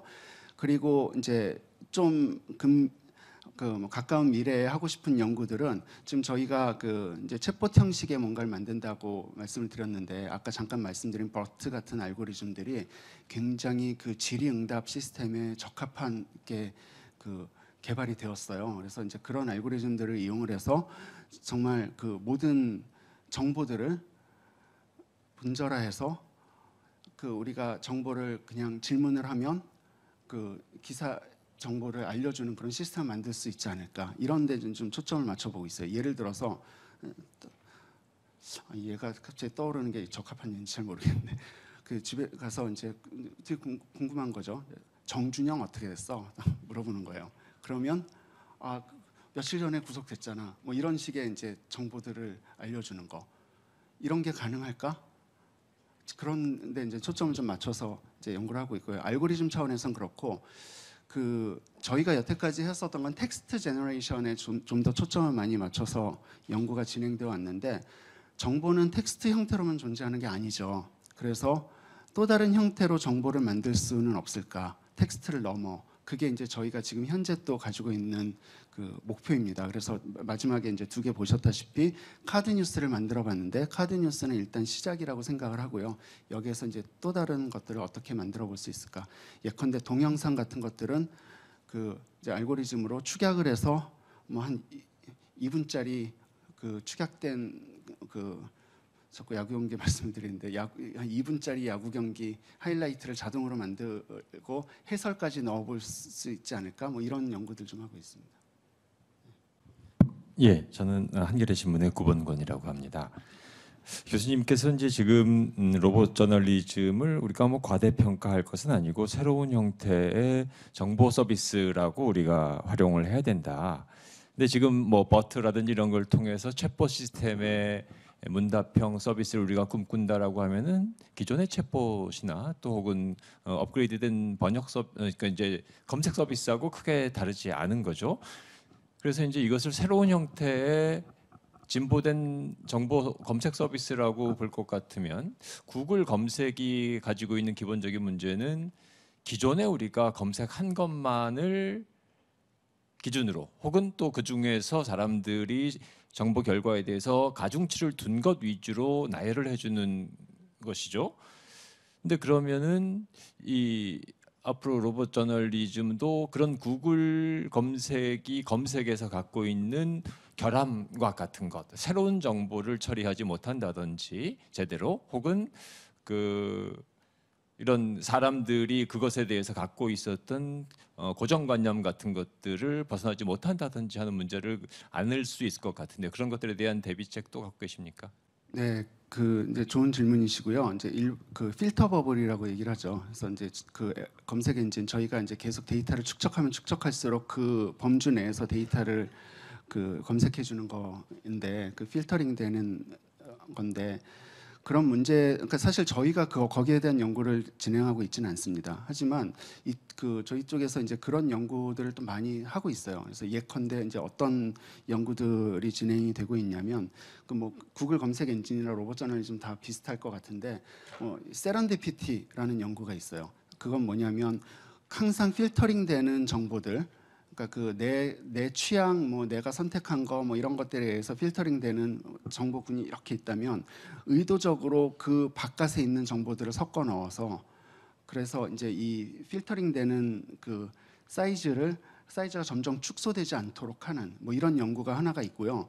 그런 것들을 시각적으로 푸는 연구들도 있어요. 그러니까 이거는 사실 저희가 하는 연구나 구글 연구랑 또 완전 다른 연구일 수 있는데 그 뭐 예를 들어서 어떤 사람이 진보적인 성향의 기사만 계속 보고 있는데 뭐 사실 굉장히 균형적인 시각을 갖추는 게 중요하기 때문에 보수적인 시각의 그 기사도 좀 봐야 된다라고 하면 그거를 이제 진보적인 시각의 기사, 보수적인 시각의 기사를 시각적으로 얼마나 많이 소비하고 있는지를 보여줘서 이제 의도적으로 다른 쪽의 정보들을 확인하게끔 하는 이런 연구들도 있어요. 그러니까 이거는 실제로 정치학 쪽에서 이루어졌던 연구인데 이런 연구들을 통해서 이제 필터 버블의 문제점을 피하고자 하는 노력들은 계속하고 있습니다. 그래서 저희도 사실 그런 문제들에 대한 걱정을 좀 하고는 있고요. 근데 저희가 뭐 그 당장은 그쪽 연구를 하고 있지는 않습니다.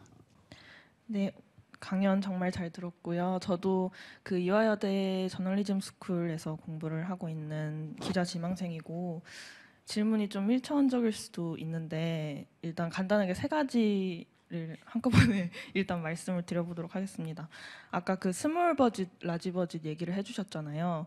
그래서 이거를 뭐 운전을 하고 있을 때는 작게 설정을 해서 볼 수 있다 이런 식으로 예시를 들어주셨는데 이게 지금 실제로 상용화가 됐는지 지금 저희가 쓸 수 있는 기술인지 일단 그게 궁금했고 두 번째로 그 이 로봇 저널리즘이라는 게 사람들이 귀찮아할 수 있는 일이나 할 수 없는 일을 해줄 것이라고 말씀을 해주셨는데 제가 귀찮은 일이라는 건 이해가 되는데 사람이 할 수 없는 일이라는 것의 예시에는 뭐가 있을지 그게 궁금했고 그리고 마지막으로 아까 답변해 주신 거랑 좀 비슷한 맥락인데 스포츠, 날씨, 증시, 선거 외에 뭐 사건 사고 기사라던가 정치인 발언 같은 그런 기사도 알고리즘 기술을 이용해서 좀 어떻게 활용할 수 있는 그런 가능성이 있는지 여쭙고 싶었습니다.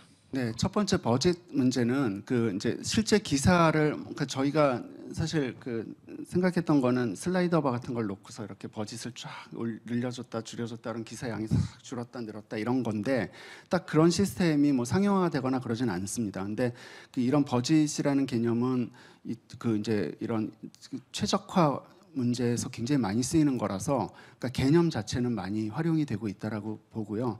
그러니까 뭐 이런 그 저널리즘 로봇 저널리즘에 적용하는 것도 그렇게 큰 무리는 아니라고 생각을 합니다. 제가 그 기억을 다 했다고 생각을 했는데 두 번째가 그 할 수 없는 일 얘기를 하셨죠. 이런 거죠. 그러니까 제가 중간에 설명을 드렸는데 여기 계신 한 100여 분에게 다 서로 다른 기사를 작성해 주는 거예요. 그거는 사람이 하기 굉장히 어렵겠죠. 그리고 데이터를 보자마자 한 0.1초 만에 기사를 써서 보여주는 거 이런 것도 사람이 하기 굉장히 어렵겠죠. 그런 거를 의미한 겁니다. 그리고 세 번째 질문에 대한 답은 이게 그 여러 분야에 적용이 될 수 있을 것 같은데 데이터를 수치화하고 해석할 수 있는 분야에 그 적용을 할 수 있을 것 같아요. 제가 처음에 이거 로봇 저널리즘 하고 나서 많이 받았던 질문 중에 하나가 뭐 사회 분야 기사에 로봇 저널리즘 적용할 수 있나요? 라고 질문을 많이 하시더라고요. 생각을 해보니까 가능할 것 같아요. 하지만 모든 사회 분야 기사에 다 적용할 수 있는 게 아니라 예를 들어서 우리 동네 성범죄자 얼마나 증가했는지 뭐 이런 데이터들 이런 거 굉장히 수치화 가능하잖아요. 그 실제로 그 이제 데이터 저널리즘의 노력으로 그러니까 우리 동네 뭐 하천의 물이 얼마나 그 이제 오염이 됐는지 이런 기사들 국내에서도 나왔거든요. 그런 것들 그런 데이터를 자동으로 계속 받을 수만 있다면 뭐 사회 분야 기사도 만들 수가 있겠죠. 하지만 그 사람의 통찰력이 필요한 부분들 데이터를 바라보고 그 상상력을 발휘하고 통찰력이 필요한 거 그런 것들은 아직 알고리즘이 할 수 없습니다. 예, 매일경제 김정환입니다. 좋은 강의 감사드리고요. 그 안에서 많은 그 흥미로운 가능성들을 많이 본 것 같아서 감사하게 생각하고 있습니다. 제가 궁금한 건 그 정보의 이제 후행성과 선행성 부분인데요. 지금 말씀하신 거의 대부분의 기술 그리고 당분간 그럴 것 같다라고 이제 예측하신 그 기술이 전부 이제 종전에 있었던 그 로 데이터를 사람이 수용할 수 있는 수준으로 잘 씹어서 뭐 보기 좋게 이제 제공하는 그러니까 종전에 있었던 과거에 있었던 사실들을 그 재배열해서 보여주는 그러니까 정보의 후행성이 많이 있는 부분에 집중되어 있는 것 같거든요. 근데 저널리즘이 갖고 있는 또 핵심 경쟁력 중에 하나가 어떻게 상황이 전개될 거다라는 선행성을 예측하는 부분이 아닌가 싶습니다. 예를 들어 자본시장을 예로 든다면은 뭐 과거에 이제 외국인 매매 패턴이나 이런 걸 통해서 시황이 올랐다 내렸다를 얘기하는 게 아니라 이를테면은 글쎄요, 뭐 특정 기업에 대한 뭐 M&A 기사가 급증해서 그거를 바탕으로 봤을 때 이 기업이 주가가 올라갈 것 같다고 내려갈 것 같다. 뭐 이런 식의 뭐 모델도 가능할 것 같다고 생각이 드는데, 그러니까 제가 궁금한 거는, 그러니까 그 아직까지 로봇 저널리즘이 그 기자의 동반자이자 보조 지표라고 말씀을 하셨지만은 저는 저희가 이제 기자 생활을 하고 있는 동안에는 큰 위협이 될 거라고 생각하고 있거든요. 그만큼 진보 속도가 빠를 거라도 보고 있고요. 제가 궁금한 건 이렇습니다. 그 정보의 선행성이라는 측면에서 현재 뭐 국내외에서 이루어지고 있는 시도나 뭐 모델 작업이나 이런 게 있는지 여쭤보고 싶습니다. 글쎄요, 좀 어려운 질문인데 그 아까 말씀드린 것처럼 이제 그 정보를 뭔가 그 이제 무에서부터 생성해내고자 하는 노력들은 있어요. 그런 것들은 있는데 과연 그 정보가 유용한 정보냐에 대해서는 굉장히 논란의 여지가 많은 거죠. 그래서 아까 이제 제가 고민했다라는 게 아직은 우리가 활용할 수 있는 기술이 아닌 것 같다라고 생각을 해가지고 굳이 이제 저희 슬라이드에 안 넣는 게 좋겠다라고 해서 했는데 이제 그런 것들이 지금 말씀하시는 측면에서 이제 진행되는 뭐 나름대로 최첨단 연구라고 생각을 하고요. 그 지금 예로 드신 것 중에 뭐 이제 그 어떤 그 기업의 여러 이제 액티비티와 관련된 기사들을 분석을 해보니 이 회사의 주식이 올라갈 것 같다 떨어질 것 같다 이런 예측도 사실은 가능할 겁니다. 가능할 건데 그런 것들을 기사에 로봇 저널리즘 기사에 포함시켜야 되느냐는 굉장히 또 다른 문제인 것 같아요. 그래서 저희는 내부적으로는 그러지 않는 게 좋겠다라는 판단을 했고요. 그래서 사실 주가 그 패턴 같은 걸 보고 이 주식이 이제 오를 거다 내릴 거다 이런 심플한 예측 같은 것들은 뭐 알고리즘이 할 수도 있겠지만 그런 정보들을 만들어내는 게 바람직하지는 않을 것 같다라는 게 이제 저희 생각이에요. 그래서 좀 말씀하신 질문하신 내용과 이제 제 얘기가 좀 그렇게 딱 일치하는 것 같지는 않은데 이제 뭐 그 정도의 기술들이 연구가 되고 있다 정도 말씀을 드리고 싶고요. 그리고 기술을 적용하는데도 이제 따져봐야 될 것들이 굉장히 많은 것 같아요. 그래서 저희는 요 정도 선에서 지금 연구를 진행을 하고 있습니다. 안녕하세요. 저도 이화여대 프론티어 저널리즘 스쿨에서 온 김주은이라고 하는데요. 좀 전에 버트나 아니면 GPT-2 이런 것들이 새로 발굴됐다고 하셨는데 사실 이런 기술들은 영어 자연어 처리 기술이랑 관련돼 있고 한국어 자연어 처리 기술은 좀 발전이 더디다는 그런 이렇게 소리를 들은 적이 있는데 그 점에서 우리나라가 이런 적용시키려면 더 필요한 기술이 뭐가 있는지 알고 싶습니다. 일단 지금 그 말씀하신 알고리즘들은 대부분 엄청난 대용량의 데이터를 필요로 하는 것들이에요. 근데 국내에서 이런 연구를 할 때는 데이터가 부족해서 연구를 못하는 경우가 굉장히 많아요. 지금 저는 그 이런 자연어 처리 연구가 지금 굉장히 전환점을 맞고 있다고 생각을 하는데 저 구글 번역기를 생각을 해보시면 이해가 되실 겁니다. 그동안 수십 년 동안 그 이제 자연어 번역하는 연구자들이 엄청나게 노력을 해서 기술들을 발전시켰는데 딥러닝이라는 알고리즘이 등장을 하면서 그 노력들을 완전히 무용지물로 만들었어요. 근데 지금 제가 예로 든 버트, GPT-2 같은 알고리즘들도 그런 역할을 수행하지 않을까라는 생각을 하고 있어요. 근데 이제 여기서 이슈가 뭐냐면 데이터가 없다라는 거예요. 국내에서 연구를 할 때 데이터가 없다. 그리고 그 데이터를 처리할 수 있는 기계가 없다라는 거죠. 그러니까 저희가 이제 계산을 해봤는데 그 데이터가 있다라고 가정을 하고 뭐 저희가 예를 들어서 한 1억짜리 컴퓨터를 만들었어요. 조립을 해서 1억짜리 컴퓨터를 만들어서 데이터를 학습을 시키면 얼마나 걸릴까? 1년이 걸려요. 데이터 한 번 넣어서 학습하는데. 근데 구글 같은 그런 회사들은 데이터도 많을 뿐더러 뭐 굉장히 빠른 시간 안에 그 학습 처리를 하거든요. 그러니까 지금 거의 뭐 경쟁이 어려운 거죠. 그래서 이런 기반 연구들은 그래서 미국의 예를 잠깐 들어서 말씀드리자면은 이런 연구들이 이제 지속적으로 발전이 되고 있는데 구글, 페이스북 같은 회사들의 노력이 굉장히 큽니다. 데이터도 가지고 있고 그걸 처리할 수 있는 컴퓨팅 파워도 가지고 있어요. 그래서 그런 데서 이제 연구한 결과물들을 던져주면 저희는 그걸 고맙게 받아서 거기에 이제 추가 연구들을 진행을 하는 거예요.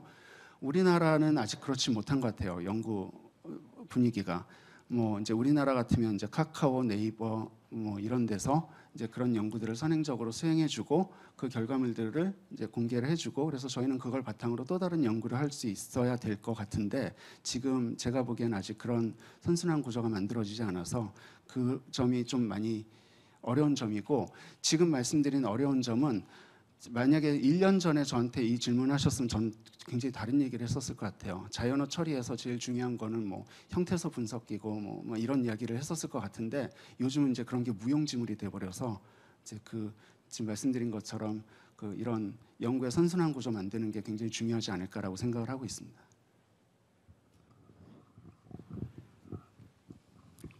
안녕하세요. 저는 이데일리 정다슬 기자라고 합니다.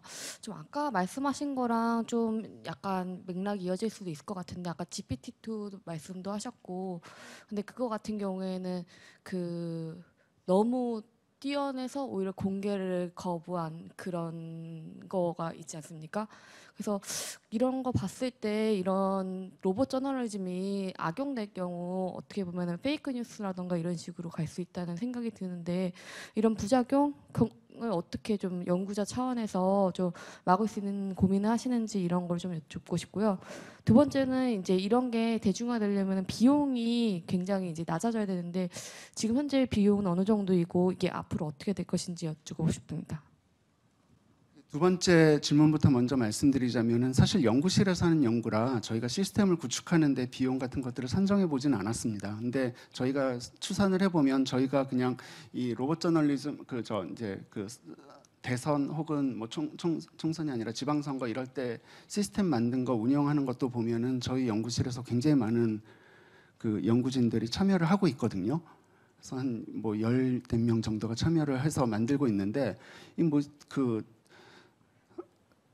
기업에서 이런 것들을 운영하려고 해도 그 정도의 인력은 필요하지 않을까. 그래서 지금 당장은 이제 아까 말씀드린 것처럼 고용 대체 효과가 있을 만큼 그렇게 효율적이지는 않다라는 생각을 좀 가지고 있고요. 그 첫 번째 질문은 사실 굉장히 심각한 문제죠. 이 로봇 저널리즘 오늘 굉장히 다들 좀 나이스하신 것 같은데 그런 질문을 많이 안 해주셨는데 로봇 저널리즘이 악용이 되면은 가짜 뉴스 같은 거 엄청나게 많이 생산해낼 수가 있을 거예요. 그런 점은 굉장히 우려가 되는 상황이고요. 그렇다고 해서 이제 기술을 개발을 하지 않을 수는 없죠. 그래서 GPT-2 같은 경우에도 거기에서 모델 데이터를 공개를 하지 않았을 뿐이지 그 알고리즘은 다 공개를 했습니다. 그러니까 누군가 큰 빅데이터를 가지고 트레이닝할 수 있는 컴퓨팅 파워만 있으면 그거 당장 해낼 수 있어요. 지금 이 순간에도 어디선가는 하고 있을 거라고 저는 생각을 하는데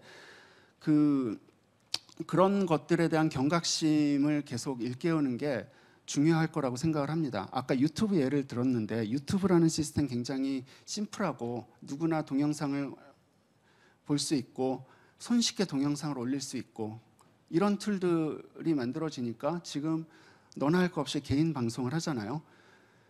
그렇기 때문에 이제 이런 분위기는 거스를 수 없는 거라서 그러니까 저는 그래서 이제 항상 좀 약간 무책임하게 시민사회의 노력이 좀 중요하다 뭐 이런 얘기를 하는데 디지털 리터러시를 좀 일단 가져야 될 거라고 생각을 하고요. 그러니까 우리가 접하는 정보가 이제 진짜 정보인지 그렇지 않은지에 대한 그런 인식을 계속 가지고 좀 무책임한 말을 하려다 보니까 말이 마무리가 잘 안 되는데 이제 그게 중요할 거라고 생각을 합니다. 제가 아는 아티스트가 인공지능으로 이제 작업을 하는 분인데 텍스트 생성기와 딥페이스라고 있죠. 그래서 얼굴 합성해 주는 거 그거를 이용을 해서 설치 미술을 한번 만들어서 전시한 적이 있어요. 그래서 그건 뭐냐면 앞에 가서 키워드 몇 개를 넣고 카메라 앞에 딱 쓰면 자기 얼굴이 들어간 가짜 뉴스를 만들어줘요. 그럼 이 작품의 목적은 가짜 뉴스를 많이 만드는 게 목적이 아니겠죠. 이런 것들이 얼마나 쉽게 만들어질 수 있는지를 알려주는 게 이제 목적인 거죠. 그런 노력들이 좀 많이 필요할 거라고 생각을 합니다. 안녕하세요. 성균관대에서 공부하고 있는 학생입니다. 저는 개인의 포트폴리오에 따라서 맞춤화된 정보 기사를 내보낸다는 게 그러면 약간 IP별로 똑같이 네이버를 들어갔을 때 메인 화면에 뜨는 기사가 다르다는 말씀이신가요? 포트폴리오라고 얘기한 거는 설명이 좀 부족했는데 주식 시장에서 자기가 가지고 있는 회사의 주식들 이런 것들을 이제 포트폴리오라고 얘기를 합니다. 그래서 이제 그 얘기는 제가 예컨대 삼성, LG 그다음에 하나 이런 회사의 주식을 가지고 있으면 거기에 맞춰서 해주는 거고 그게 아니라 작은 회사들 주식을 가지고 있으면 제가 가지고 있는 주식 기사 그 회사들을 중심으로 기사를 생성해 줄 거다. 이런 얘기인 겁니다. 그럼 자신이 어떻게 지금 가중치가 어떻게 배부되어 있는지를 본인이 다 알 수 있고 변경도 할 수 있게끔 되는 건가요? 기본적으로는 가능하죠. 아까 보여드렸던 이제 핑스라는 인터페이스가 이제 그런 가중치를 자기가 직접 세팅하기 위해서 만든 인터페이스인데 그런 인터페이스가 제시가 된다면 그리고 아까 마지막에 보여드렸던 이제 지방선거 카드 뉴스 같은 경우에도 자기가 관심 있는 선거의 종류 같은 것들을 선택을 하잖아요. 그런 것들이 일종의 이제 가중치를 세팅하는 과정이라고 보시면 됩니다. 네, 강연 상당 부분 공감하면서 잘 들었습니다. 저는 머니투데이 더벨의 오찬미 기자라고 합니다. 사실 그 AI 기술은 빅데이터가 가장 핵심이 아닐까 싶은데요. 이 로봇 저널리즘에서도 데이터셋을 구성하는 그 로우 데이터에 대한 저작권 문제가 분명 있을 거라고 생각됩니다. 그래서 여기에 대해서 좀 교수님께서는 어떻게 고민하고 계신지도 궁금하고요. 또 지금 뭐 미국에서는 한뉴스 덕트린이라고 해서 최신 뉴스에 대해서는 더 강력하게 저작권을 인정을 해주고 있는데 이 알고리즘이 뉴스를 그 표현들을 취합하다 보면은 분명 바로 오늘 보도됐던 그런 내용들도 데이터셋을 구성할 수 있을 거라고 생각이 돼서요. 이러한 문제들에 대해서 의견을 듣고 싶습니다. 네, 그 좋은 질문이시고요. 그러니까 두 가지로 나눠서 볼 수가 있을 것 같은데 원 데이터에 대한 저작권인 거죠. 원 데이터에 대한 저작권은 아까 그 중간에 잠깐 말씀드렸다시피 저희는 이제 저작권 원 데이터에 대한 저작권이 굉장히 중요하다고 생각을 해서 로 데이터를 어디선가 가져다가 쓸 때는 그 저작권자와 같이 협의를 하고 이제 사용을 합니다. 근데 이게 이제 일반적인 이야기가 되려면 관련 법규 같은 것들이 이제 정비가 돼야 될 것 같아요. 근데 언뜻 생각을 하면 우리가 이제 저희가 프로야구 문자 중계 데이터를 가지고 기사를 쓴다고 말씀드렸는데 문자 중계는 그냥 일반 기자님들도 보시고 그거 보고 기사를 쓸 수도 있잖아요. 똑같이 똑같은 데이터를 봤는데 사람이 본 거는 저작권에 저촉이 안 되고 그 알고리즘이 본 거는 왜 저작권에 저촉이 되느냐 이런 문제에 대한 답을 정확하게 만들어야 될 거라고 생각을 하고요. 그래서 저는 저희가 그 원소스 데이터를 가져다가 분석을 하기 때문에 당연히 저작권에 저촉이 되는 거고 그렇기 때문에 같이 협업을 해야 된다라고 생각을 합니다. 두 번째 문제는 굉장히 좀 어려운데 그 문장 표현, 그러니까 저희가 이제 문장을 가져다가 학습을 해서 쓴다라고 하는데 저희가 그냥 문장을 써서 시스템에 넣으면 전혀 문제가 안 되겠죠. 근데 학습을 하다 보면은 그 문장이 가지고 있는 특정한 표현들이 저작권에 저촉이 될 수 있을 것 같아요. 그런 문제는 솔직히 말씀드리면 저희는 지금 연구하는 차원에서는 아직은 많이 고려는 안 하고 있는데 이런 부분들도 분명히 고려가 되어야 될 거라고 생각을 합니다. 그러니까 저희가 지금 여기서 말씀드리지는 않았지만 그 기사를 표현을 할 때 뭐 예컨대 야구 기사라 하더라도 그 10대의 언어와 20대의 언어 그다음에 40대 50대의 언어가 다르게 기사를 생성을 할 수 있을 거라고 생각을 하거든요. 근데 그 얘기는 뭐냐면은 10대가 이야기하는 표현들을 많이 학습을 하면 10대 기사로 그냥 기사를 쓸 수가 있는 거예요. 10대의 언어로. 그런데 제가 어저께 배운 표현이 있는데 저희 학생들한테 배웠는데 더럽이라는 표현 아세요? 그래서 저는 어제 처음 알았는데 저희 와이프한테 와이프 더럽 막 이랬더니 되게 화내더라고요. 그래서 더럽이 더 러브인데요. 이제 10대 애들이 이제 그런 거를 쓰죠. 이제 이런 표현들을 계속 학습을 하면 그걸 쓸 수가 있는 거잖아요. 근데 이제 만약에 특정한 어떤 유명한 기자의 필체가 굉장히 독특해서 그거를 학습을 해서 썼다 이러면은 굉장히 큰 이슈가 되겠죠. 지금 말씀드린 그 10대의 표현 이런 것들은 저작권에 크게 문제가 되지는 않겠지만 어떤 기자의 독특한 표현 같은 것들을 가져다 쓰면 문제가 될 겁니다. 그래서 그 문제는 뭐 이제 이런 게 보편화가 된다면 이런 기술이 굉장히 보편화가 된다면은 많이 고려를 해야 되는 건데 아직은 뭐 그런 처벌 규정은 없는 것 같아서 그런 것들에 대한 그 제도적인 법적인 장치가 마련돼야 될 거라고 생각합니다. 네, 경청해 주셔서 감사드리며 좋은 말씀 해주신 교수님께 큰 박수로 행사를 마무리하겠습니다.